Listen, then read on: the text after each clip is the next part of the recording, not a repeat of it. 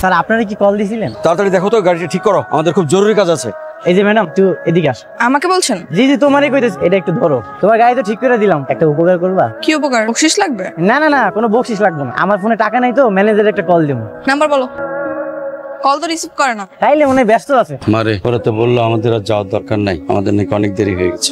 সব তো সেই গাড়ি, এই গাড়িটার জন্য আজকে তো ঝামেলা হলো। এতদিনের প্ল্যান সব নষ্ট হয়ে গেল। কোনো সমস্যা? তুমি দাঁড়িয়েছো কেন? বিল পাও নাই? যাও, তুমি যাও। চালাকি তো বুঝলা না, চালাকি করে তোমার নাম্বারটা নিলাম। রেডি থেকে রাত্রে তোমার কল দিবো। আপনি কি মিস সোহাগী বলতেছেন? কে আপনি? আমাকে আপনি চিনবেন না? আমার নাম্বার কোথায় পেলেন? আসলে বাবার অনেক টাকা পয়সা তো, ভালোবাসা মানুষের নাম্বার ম্যানেজ করে আমার কাছে কোনো ব্যাপারই না। আপনি বুঝি বড়লোক বাবার সন্তান?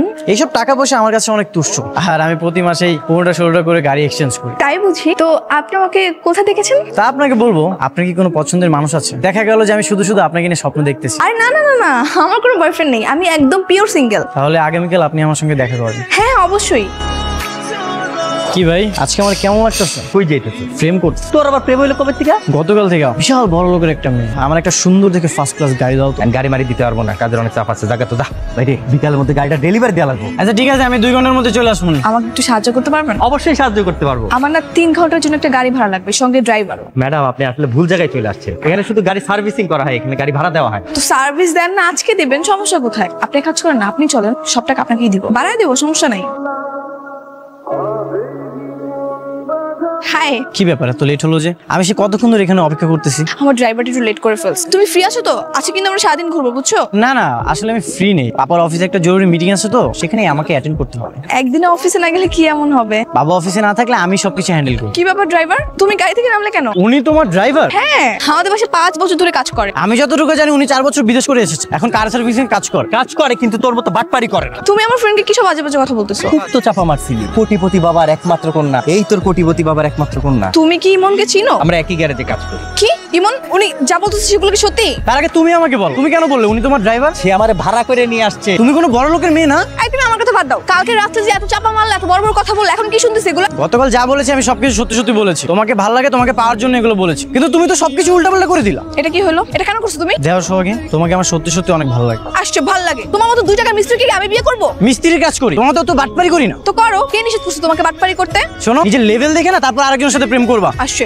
লেভেল দেখা প্রেম করব। আমাকে ছাড়া না তুমি অন্য কাউকে বিয়েও করতে পারবে না। এই যা, দেখানি বলে তুই কি করছ? পুরো দিনটাই মাটি করে দিছ, বাটপার। তোমাকে আমার চাই। যার বাবার এত টাকা আছে, সে নিজে এত সহজে কেন গরিবকে ফোন করবে? তোর বাদ দাও তুই ফাজিল ছেলের কথা। আমার পুরো দিনটাই আজকে মাটি করে দিস। একটা নম্র ভদ্র ধনীর ছেলে কবে যে আমি পাবো? চিন্তা করো না তো বাবা, আমরা যেভাবে পরিশ্রম করতেছি খুব তাড়াতাড়ি পেয়ে যাও। কি করতেছো জান পাখি? আমি তোমার এতগুলো কল দিলাম, তুমি আমার কলটা রিসিভ করবে না? উনি কে, তোমার বন্ধু নাকি? হ্যালো ভাই, আমি হচ্ছে ইমন, ওর বয়ফ্রেন্ড। বয়ফ্রেন্ড মানে? আপনি যদি ওর বয়ফ্রেন্ড তাহলে? কিছু না, ও আমার কিছু হয় না, ও মিথ্যা কথা বলতেছে। বাইরের একটা মানুষের সামনে কি নিজের মানুষকে কেউ অস্বীকার করে বলো? তুমি এখানে কেন আসছো? হ্যাঁ, যাও এখান থেকে বলতেছি, তাতে যাও। তুমি এমন একটা বড় লোক ছেলের সঙ্গে প্রেম করবে, তারপর তাকে ঠকাবে। ঠকাচ্ছে মানে? এসব কি হচ্ছে সোহাগী? ভাই আপনি কিছু জানেন না, আপনার সামনে যে মেয়েটা বসে আছে সে কিন্তু কোনো বড় লোকের মেয়ে না। এই কি সব বাজে বাজে কথা বলতেছো? হ্যাঁ, যাও এখান থেকে বলতেছি। বুঝতে পেরেছি, আমার সাথে ধান্দামি করাচ্ছে তাই না? আমি আর এসবের ভিতরে নেই। তুমি আর আমাকে কল দিবে না। আরে বিশ্বাস করো, শুনো আমার কথা, ও মিথ্যা কথা বলতেছে। প্লিজ বিশ্বাস করো, ও সব বানায় বানায় বলতেছে। দাঁড়াও। কি তোমার আশিক চলে গেছে? তুমি এটা কেন করলা? হ্যাঁ, কারণ আমি তোমাকে অনেক ভালোবাসি, আর আমি চাই তুমি সবসময় আমার সাথে থাকো। আমি এটা চাই না কোনো থার্ড পার্সনের সাথে যে তুমি প্রেম করো। শোনো, আমাকে বিয়ে করা এত সস্তা না, বুঝছো? আমাকে বিয়ে করতে হলে অনেক টাকা লাগবে, টাকা। টাকা পয়সা অবশ্য আমার নেই, তবে তুমি আমার বউ হবে সেটা মনে রাখো। কেমন সোহাগীর বিয়ে করবো সেটা কোনো উপায় খুঁজে পেতেছি। এইসব পাগলামি বাদ দিয়ে কাজে একটু মনোযোগ দে, তাহলে মাস শেষে বেতনটা পাবি। কাজে মনোযোগ দিমু কেমন? বলে নেওয়া পর্যন্ত আমার কাজে মনোযোগ বইব না। এক কাজ করি, কালকের গ্যারেজে গিয়ে ওর মালিককে বিচার দিয়ে আসি, তারপর মালিকই যা করার করবে। ঠিক আছে, কিন্তু যা করবি সাবধানে করিস মা। আপনার মালিক কোথায়? যা কর আমারই কর। কেন আপনাকে কেন বলবো? আপনার মালিককে ডাকেন।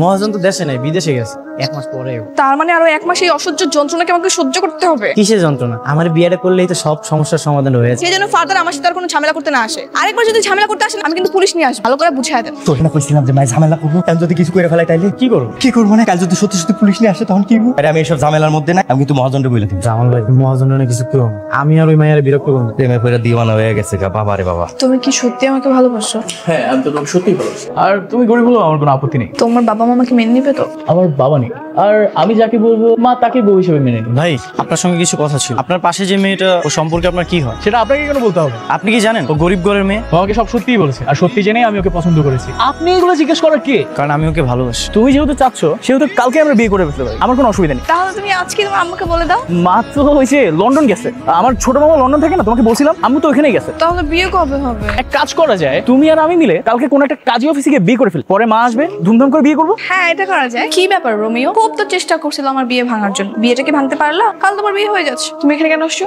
এখানে আসছে তোমার চোখ খুলে। মানে?